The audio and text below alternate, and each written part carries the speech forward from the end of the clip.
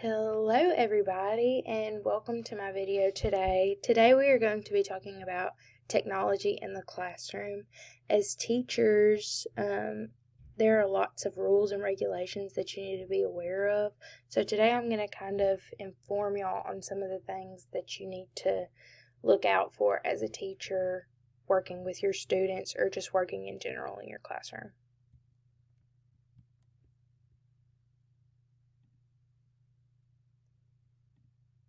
Okay, so some of today's main points are going to be what is online privacy, policies in public schools, cheating and plagiarism in the classroom, copyright laws, and how copyright laws affect students and teachers.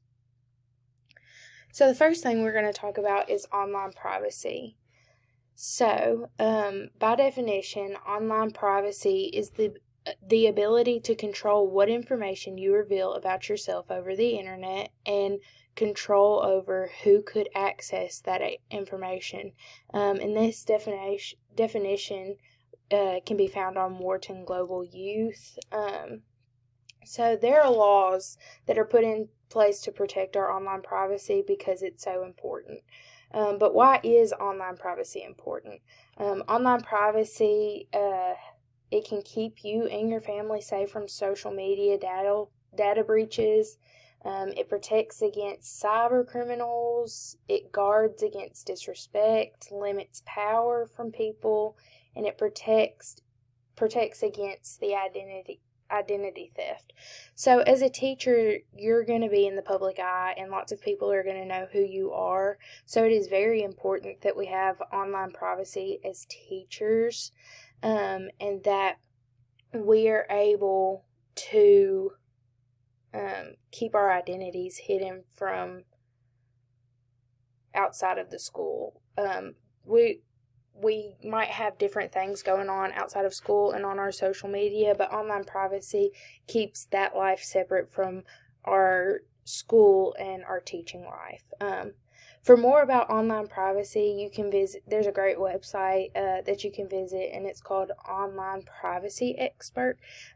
It's where I found lots of information about online privacy. The next thing we're going to talk about is policies in public schools.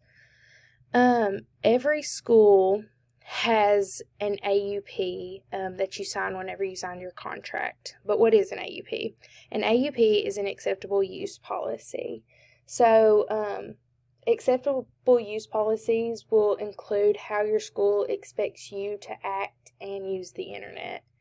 A school's AUP might include things like using online etiquette, comply with internet laws, no unauthorized downloading, and no plagiarism. You have to respect the internet property of others, and you should not download things unauthorized.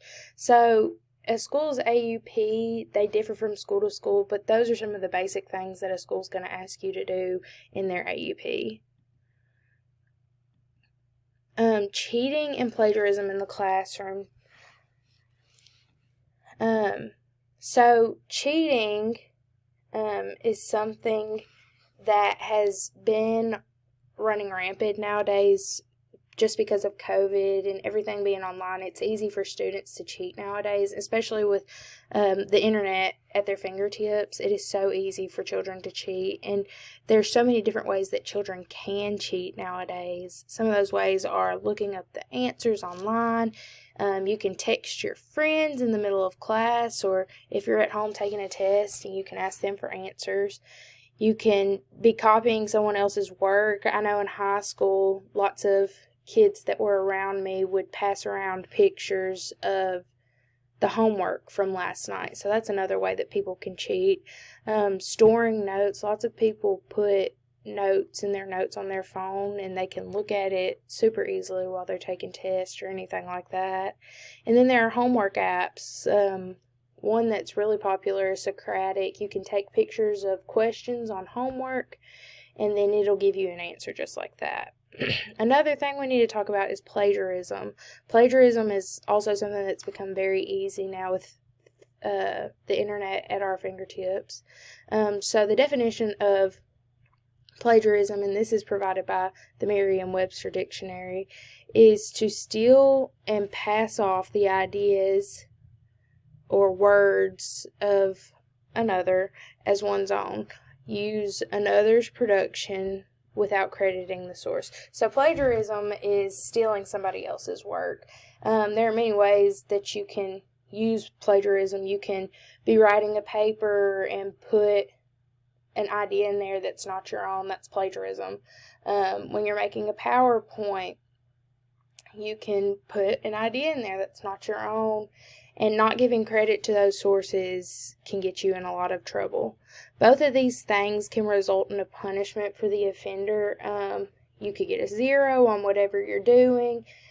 Some schools might write you up, and even when you're in college, you could be fined or you could spend time in jail for plagiarism. It is a big offense.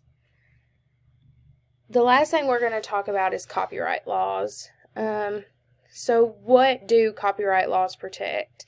They protect the original work of an author. But how does copyright affect teachers?